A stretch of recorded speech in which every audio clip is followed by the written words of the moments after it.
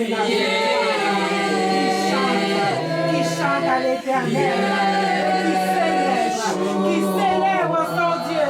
Alléluia, alléluia, alléluia, alléluia. Gloire, gloire à l'Éternel.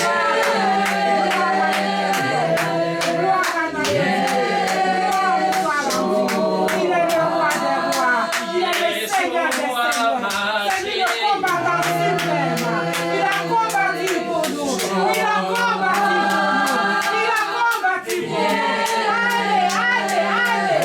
Armée de l'Éternel. Lève-nous et chantons. Célébrons notre Dieu. Célébrons-le.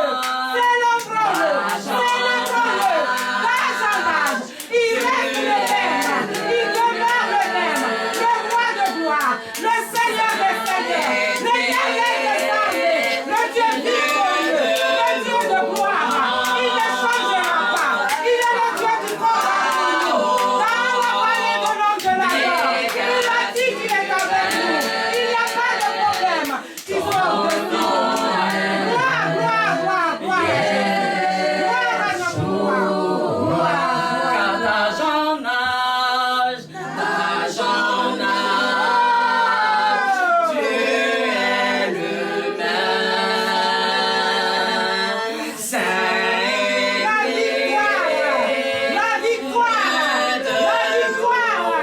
est dans notre camp. La victoire est pour nous. La victoire est pour nous. Parce qu'il est l'Éternel des armées. Parce qu'il a combattu pour toi. Parce qu'il combat. Parce qu'il a combattu.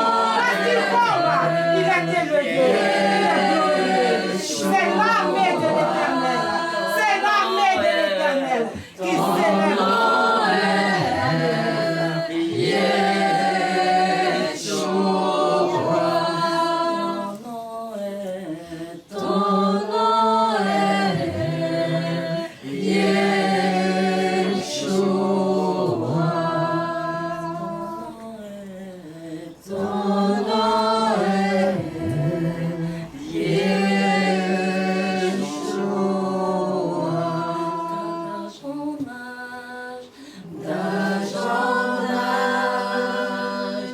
tu es le même.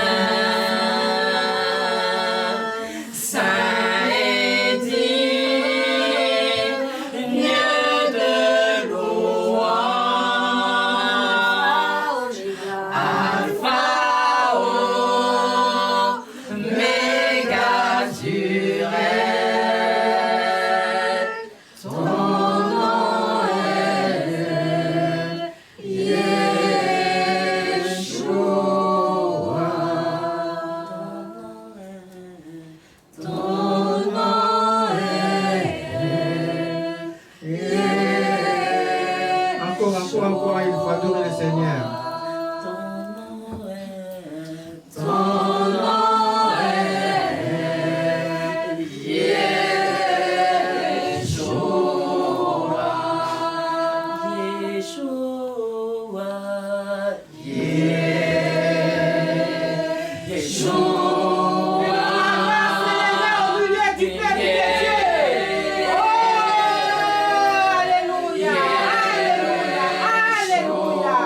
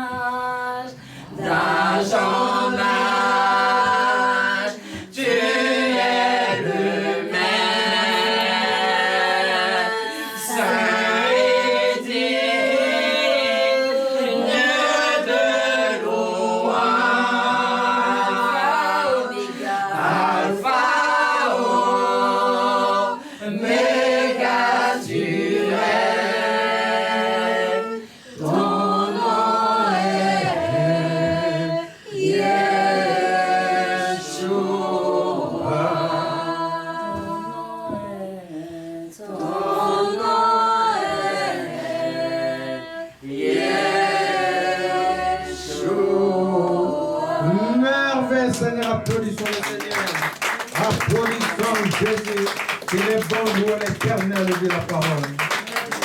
Car la joie dans les cœurs quand on loue l'Éternel comme les anges les font dans les cieux. La parole déclare que la Jérusalem céleste, les genoux saint, saint, saint, et l'Éternel Dieu des armées. La terre entière est remplie de sa gloire. Ce lieu est rempli de sa gloire. Ce lieu, je suis en train de dire, est rempli de la gloire du Saint-Esprit. Merveilleux Seigneur, encore pour nous asseoir. Merveilleux Seigneur. Il est bon de louer Dieu. Donc, là, le livre de Jérémie,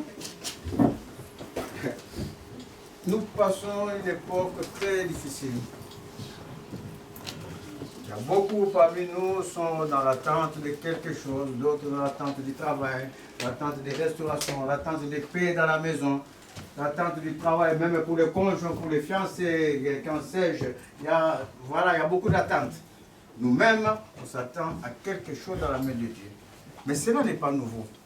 Vous savez, dans Jérémie, vous allez voir, Jérémie 12, tu mets les textes, mon petit.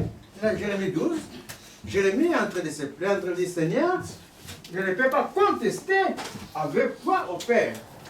Tu es trop juste pour que je conteste avec toi. Tes jugements sont justes, avec équité.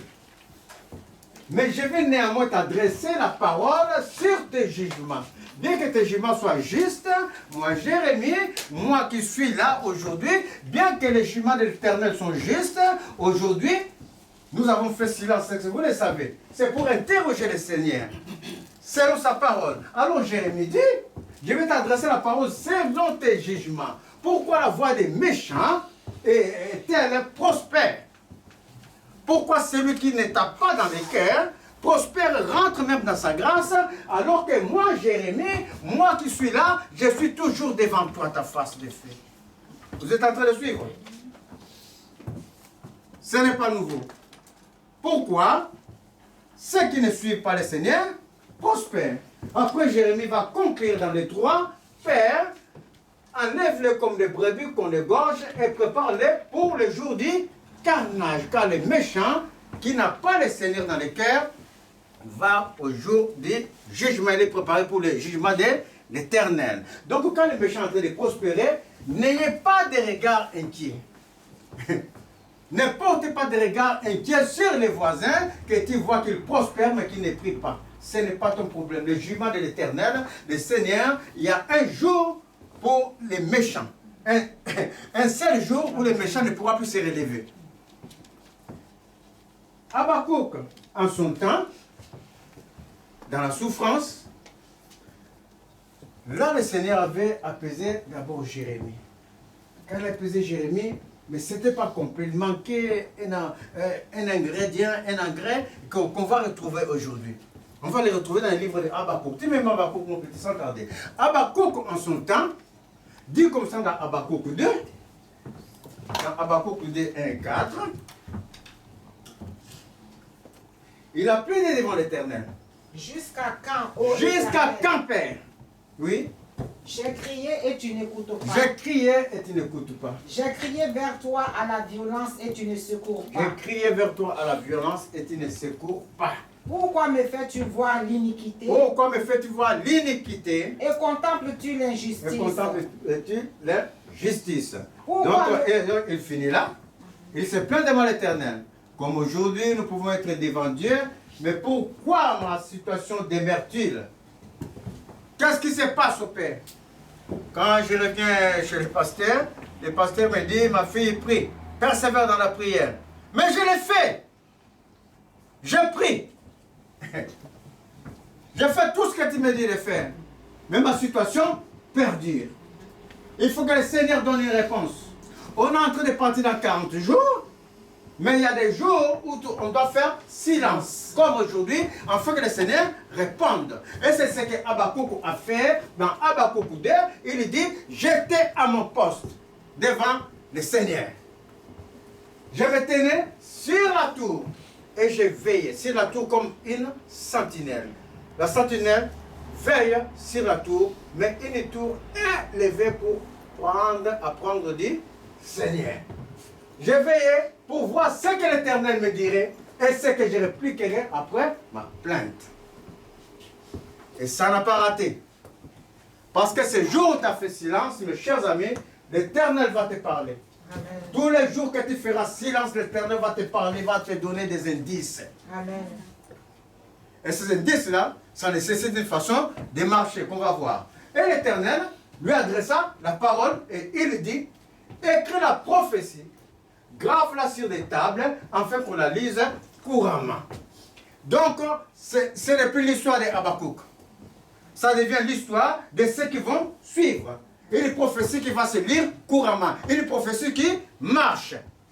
Une réponse que l'Éternel est en train de donner à ses enfants qui sont dans la souffrance, à ses enfants qui se lamentent. Qu'on la lise couramment. Car c'est une prophétie dont le temps est déjà fixé. Amen. Ce que tu es en train de demander, ce que tu veux dans le Seigneur, il y a un temps marqué pour le Seigneur que tu vas rentrer dans ta grâce. Alléluia. Mais ce temps, je suis en train de dire, ça nécessite quelque chose qu'on va voir aujourd'hui. Au-delà de la foi, il y a quelque chose que ce temps nécessite. Il y a un temps fixé. Elle marche vers son terme. C'est-à-dire le temps de lamentation est fini. Le temps de ta souffrance est fini. Je suis en train de dire, si tu te projettes, je suis en train de dire, tu vas faire des témoignages à partir de la semaine prochaine. Amen. Je suis en train de dire, si tu saisis cette parole, si tu as la foi pour saisir, je suis en train de dire, tu vas faire des témoignages dans le nom de Jésus. Les portes vont s'ouvrir au nom de Jésus. Que toute porte est bloquée, moi je l'ouvre par la puissance du nom de Jésus. Que tout chaîne, je les brise par l'autorité des lèvres de la croix. Et que le nom de Jésus, que nous avons chanté tout à l'heure, le nom de Yeshua, que c'est le nom qui surpasse tous nos nommés dans ce monde, tous nos nommés dans ce siècle, comme dans les siècles à venir, que ce nom marche avec vous, en toutes choses, en toutes circonstances. Alors l'Éternel dit, le temps est déjà fixé, elle marche vers son terme, le temps est fini. La souffrance est finie, elle ne mentira pas. Ah, les paroles de l'Éternel sont fermes. En vérité. Les paroles de l'Éternel, ce n'est pas oui ou non, c'est oui. Et si elle tarde, attends-la car elle s'accomplira. Elle s'accomplira certainement. C'est certain. Et ça continue. Voici, son âme s'est enflée. Elle n'est pas droite en lui. L'âme de l'homme, malgré les paroles de l'Éternel, l'âme chancelle. Tu crois un peu que tu ne crois pas, mais l'Éternel conclut, il dit, la prophétie ne tardera pas. Si elle tarde, attends-la, parce qu'elle accomplira certainement. Elle n'est pas droite, car même si ton âme n'est pas droite devant le Seigneur, mais le juste vivra par sa foi. Par la foi que tu as en l'Éternel, par ta foi, tu vas rentrer dans ta grâce. Mais la foi seule, ça ne suffit pas. Quand l'Éternel a dit à Habakkuk que le juste vivra par sa foi, il a dit préalablement, si la prophétie tarde d'arriver, attends-la. Ça veut dire, à la foi, il faut la persévérance. Ça, c'est une grande doctrine de nous, les enfants de Dieu. La persévérance dans la foi. Parce qu'Abraham a persévéré. Le livre de Genèse 15:6 dit, Abraham eut confiance en Dieu dans sa souffrance et cela lui fit imputer à justice. La persévérance dans la foi relève la vie. L'incrédulité amène à la mort. En vérité, oh. Vaut mieux ne pas croire à la parole de Dieu que croire à cette parole. Une fois que tu as cru, mes chers amis, l'apôtre Paul dira, nous sommes esclaves de quelqu'un, toujours. Esclaves de quelque chose ou de quelqu'un. Esclaves de ton caractère. Par exemple, les jeunes de la jeunesse, arrêtez de vous masturber. Esclaves de la masturbation. On est esclaves de quelque chose. Même les vieilles personnes, arrêtez. Et ceux qui font des idoles, on est toujours esclaves de quelque chose où le Seigneur va nous tirer. Amen. L'idolâtrie, c'est l'âme avec les scènes. faire des choses analogues, prier avec des bougies. Nous sommes esclaves de quelque chose. Mais le Seigneur t'en délivre. Amen. Et comme nous sommes esclaves de quelque chose, l'apôtre Paul dira, vaut mieux que je sois esclave de Christ. Christ. Alléluia. Parce que l'esclave de Christ, c'est un esclave qui est affranchi. Amen. Ce n'est pas un esclave qui est assujetti. Oh. Le maître est assujetti. Mais nous, notre Seigneur, il t'a franchi. Alléluia. Mais tu es esclave de lui par sa parole que tu dois obéir. Oh. Sa parole que tu dois suivre. Vous êtes en train de suivre? Un esclave affranchi. Donc je préfère être esclave de Christ qu'être esclave de ce monde. Amen. Vous êtes en train de suivre? Alors, quand tu es esclave de Christ, tu marches avec la parole de Dieu. Le livre de Hébreux 12, prends-moi Hébreux 12. Prends-moi Hébreux 12, dans les versets. Hébreux 10, par contre, dans les versets 36 à 38, il est dit ceci, tu l'as pas? Dans la Bible, moi je préfère dans la Bible. Hébreux 10. Je préfère dans une Car vous avez besoin de Car persévérance. vous avez besoin de persévérance. Afin qu'après avoir accompli la volonté de Dieu, Afin qu'après avoir accompli la volonté de Dieu, vous obteniez ce qui vous est promis. vous obteniez ce Vous est promis. qui vous a été promis. Oui. Encore un peu de temps. Encore un peu de temps Celui qui doit venir viendra. viendra. Et il ne Encore tardera un pas. peu de temps, il ne va pas tarder, il va venir dans ta vie parce que tu persévères dans l'effort. Amen. Oui. Et il mon tardera. juste Et vivra mon par la juste foi. vivra par la foi, mais une foi persévérante. Mais s'il se retire, S'il se retire, mon âme ne prend mon pas âme ne plaisir prend en pas lui. plaisir en lui. Si tu ne persévères pas dans l'épreuve, tu attends quelque chose, mais tu es pressé. Tu veux que ça arrive ce soir même. Mais Dieu est capable. Est-ce que Dieu n'est pas capable? Il est capable. Mais si c'est là, dans ton attente, là, que tu attends aujourd'hui, parce qu'aujourd'hui, il faut qu'il mange les veaux gras. Père, aujourd'hui, il faut qu'il mange les magrets. Tu ne veux pas manger le côte de bœuf, le côte d'agneau, quoi. Il faut qu'il mange les magrets. En l'instant même, le Seigneur dit, attends, parce que demain, tu vas voir, on va vous amener du magret.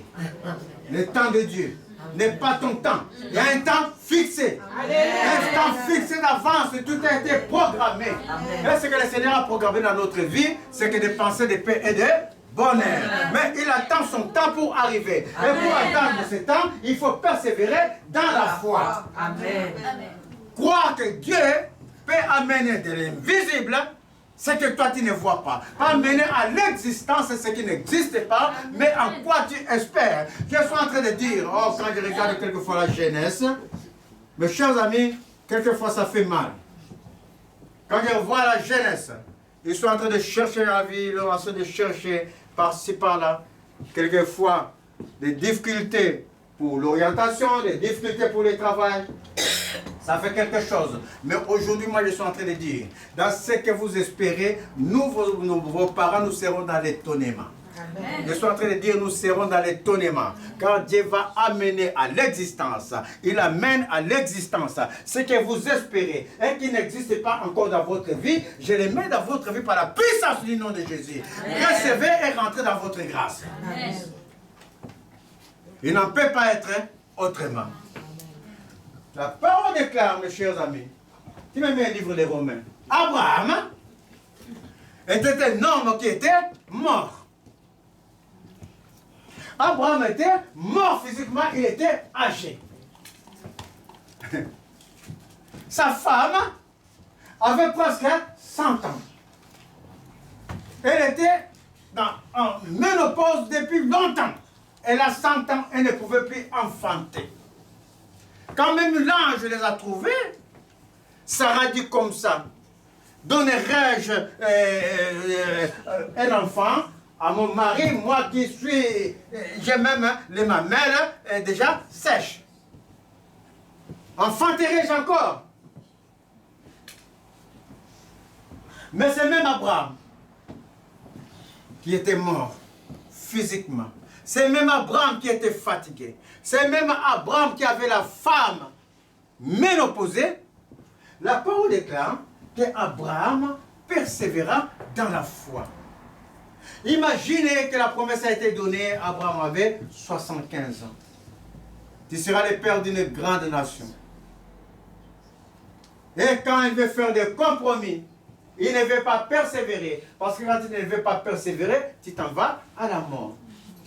Ça s'appelle l'incrédulité, amène à la mort. Et quand Abraham était incrédule, et ça va faire un coup bas, le Seigneur dit, tes manigances là, ce n'est pas ma bénédiction. Est-ce que vous suivez? Moi, le Seigneur, je vais te bénir à mon temps. Et la parole déclare dans le livre de Genèse 18 ou 19, au temps marqué, Dieu se souvint. Il se souvint de ce qu'il avait dit à Sarah et Abraham dans Genèse 18. Dieu se souvint. Dieu va se souvenir de toi. Je suis en train de dire, oh Père, je suis en train de prier en ce lieu où le nom de Jésus est évoqué. Amen. Ouvre les oreilles, Père éternel, sur la plainte de tes enfants et ouvre tes yeux et tes regards sur leur situation. Amen. Parce que comment sauront-ils que tu es Dieu si tu n'agis pas? Comment sauront-ils que tu es Dieu, mon Père, si tu restes silencieux? Alors ouvre ta grâce, Père éternel, sur ceux-ci qui te suivent de jour en jour. Amen. Ouvre ta grâce au Père éternel, afin que ceux-ci voient ta gloire. Amen. Voient ta gloire. Recevez cela au nom de Jésus. Alors la parole est claire. Abraham, dans sa situation, le Seigneur lui a dit, je t'ai établi père d'un grand nombre de nations. Il a marché 25 ans. Cette parole marchait avec Abraham. De la même manière que le pasteur est en train d'annoncer dimanche après dimanche, cette parole est en train de marcher avec toi. Quand tu marches, tu te dis, mais le pasteur a dit. Mais moi, je ne vois pas. Malgré que tu ne vois pas, Dieu te dit, persévère. Amen. Ne pose pas de questions, persévère dans la foi. Crois que Dieu va te les donner. Amen. Alors, et d'un grand nombre de nations. Il est notre Père devant celui auquel il a cru. C'est comme si on sortait des entrailles d'Abraham.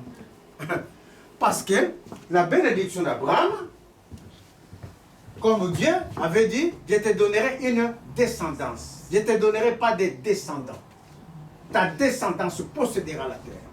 Vous posséderez la porte de vos ennemis dans le nom de Jésus. Amen. Vous posséderez partout où vos pieds fouleront dans le nom de Jésus. Et la descendance d'Abraham, c'est Jésus. Et ceux qui croient en Jésus, son fils, son héritier, enfant d'Abraham par Jésus.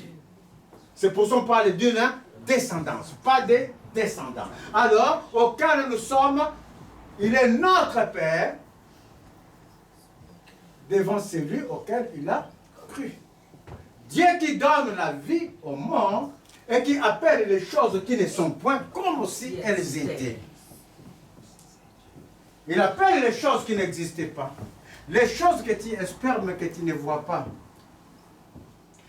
Que tous ceux qui sont en train de chercher du travail, vous mettez juste la main à votre cœur.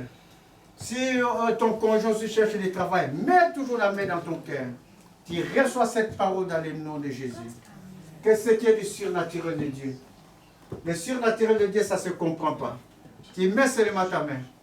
Mets seulement ta main. Le surnaturel de Dieu ne comprend pas. Si tu cherches quelque chose pour ton avancement, au-delà du travail, mets la main sur ton cœur.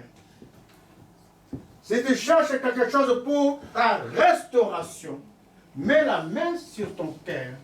Enlève l'incrédulité. Je lis toute forme d'esprit d'incrédulité que je chasse par la puissance, par l'autorité des lèvres de la croix.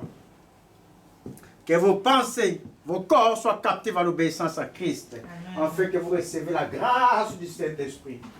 Ta grâce au Saint-Esprit. Tu es le bienvenu en ces lieux au Saint-Esprit. C'est toi qui appelles, Père éternel, les choses qui n'existent pas, tu l'appelles à l'existence.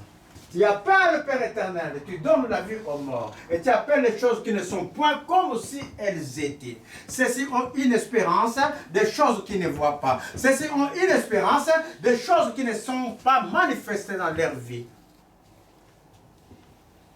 S'il s'agit de créer des postes, Père, Tu en es capable. Tu en es capable. Tu en es capable, Jésus. Ta main n'est pas courte pour sauver. Ta main n'est pas courte pour sauver les justes. Ta main n'est pas courte, Père éternel, pour donner la vie. Ta main n'est pas courte pour restaurer. Ouvre tes yeux, Père. Ouvre tes oreilles, entends la prière de notre cœur. Entends la prière du cœur de tes enfants.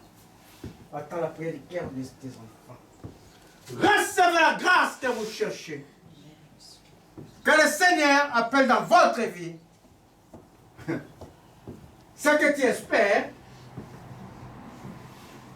ce qui n'existe pas, qu'il appelle à l'existence dans ta vie dans le nom de Jésus. S'il s'agit de la paix, reçois la paix. S'il s'agit de la restauration, reçois la restauration dans le nom de Jésus. S'il s'agit de la délivrance, je brise les chaînes.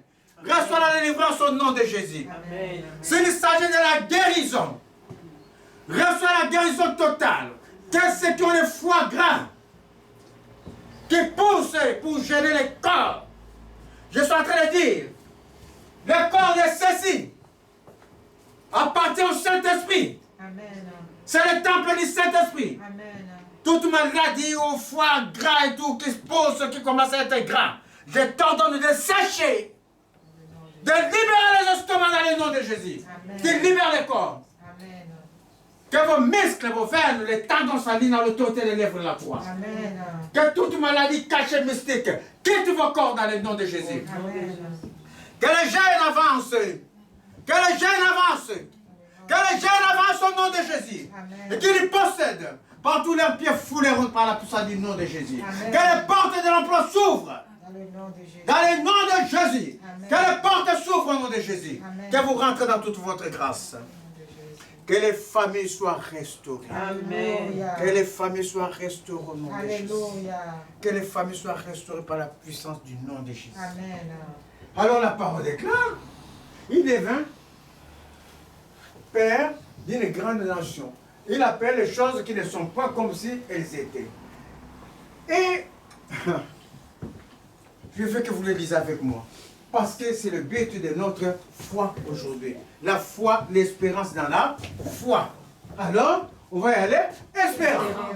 Contre toute espérance, il crie, en sorte qu'il devint père d'un grand nombre de nations. Selon ce qui a été dit, telle sera ta postérité. Et sans faiblir dans la foi, il ne considéra point que son corps était déjà usé, puisqu'il avait près de 100 ans, et que Sarah n'était plus en état d'avoir des enfants. Il ne douta point par incrédulité au sujet de la promesse de Dieu, mais il fut fortifié par la foi, donnant gloire à Dieu, et ayant la pleine conviction que ce qu'il promet, il peut aussi l'accomplir. Est-ce que vous suivez? Il peut aussi l'accomplir. Il ne faiblit pas par la foi. Il était mort, sa femme était morte physiquement. Mais il ne considéra pas son incapacité. Quand tu avances, tu te crois incapable quelquefois. Parce que tu ne comprends pas ce qui se passe dans ta vie. Les autres passent, ils sont en train de réussir. Et toi, on est en train de te mettre à côté. Alors tu te poses des questions. Est-ce que j'ai un problème? Est-ce que je n'ai pas de capacité? Qu'est-ce qui se passe dans ma vie? Il se passe dans ta vie que tu n'as pas le Dieu de l'espérance. Il faut saisir ce Dieu de l'espérance. Il faut que ta foi saisisse le Dieu de l'espérance. Car l'espérance de Dieu ne trompe pas. Dieu dit c'est certain. C'est certain que tu vas rentrer dans ta grâce. Et Abraham n'a pu regarder à son incapacité. Abraham n'a pu regarder à sa faiblesse. Il dit, je vais saisir la promesse de Dieu. Je vais saisir cette espérance. Il saisit l'espérance de Dieu. Il ne faiblit pas dans la foi. Il avance malgré les difficultés. Il avance malgré qu'il était bloqué. Abraham continuait d'avancer, mes chers amis. Il ne regardait pas que sa femme était morte, usée, qu'elle ne pouvait plus avoir des enfants. Alors Abraham, alla vers sa femme, mes chers amis, et le miracle de Dieu s'est accompli. Le miracle de Dieu s'est accompli. Le miracle de Dieu s'est accompli parce qu'il a persévéré dans la foi. Si tu te fatigues, la vie de Dieu, ne peut pas venir en toi. Est-ce que vous le savez? Ne te fatigue pas, dit l'Éternel. C'est certain. C'est certain. Les paroles de Dieu ne sont pas oui et non, c'est oui. Il s'agit d'une marche. Dans notre marche où nous sommes, quand il fait silence, il faut persévérer dans l'effort de la foi. Amen. Et quand il persévère, il faut comme Habakkuk prendre un temps. Ce n'est pas que tous les matins tu viens. Père, donne-moi. Oh Père, bénis celui-là. Oh Père, fais ceci. Ce n'est pas un monologue, c'est un dialogue. Tu parles avec Dieu. Quand tu parles avec quelqu'un, la personne ne doit te répondre. Amen. Vous êtes en train de suivre. Il y a des temps de silence. Aujourd'hui, c'est un temps de silence ce dimanche. C'est ça qu'il faut que chacun de nous comprenne et la parole de Dieu. Si tu n'as pas persisté, il faut que Dieu te donne la direction. Sans direction, tu ne peux pas avancer. La vérité. Et Dieu parle à tout le monde. Dieu n'a pas fait différenciation des personnes. En vérité. Si tu dis que Dieu ne te parle pas, c'est parce que toi tu n'entends pas. Tu n'écoutes pas. Tu n'écoutes pas. Parce que tu es distrait dans les choses. Quand c'est toi, tu vas prier pour te concentrer devant le Seigneur, toi tu es en train de penser à aller couper l'herbe là-bas. Là au champ. Donc, tes idées sont toujours ailleurs. Habakkuk dit, je me tiens à la tour comme une sentinelle. Amen. Pour écouter, pour entendre Dieu. Nous devons persévérer dans la foi. Quelle que soit la souffrance que tu vois dans ta vie, moi je suis en train de dire cette souffrance est à son terme. Amen. Tu vas rentrer dans la grâce de Dieu. Mais ce que le Seigneur nous demande, c'est de persévérer dans la foi. Soyez bénis. Amen. Merveilleux Seigneur. Gloire à Dieu. Merveilleux Seigneur. Et comme je l'avais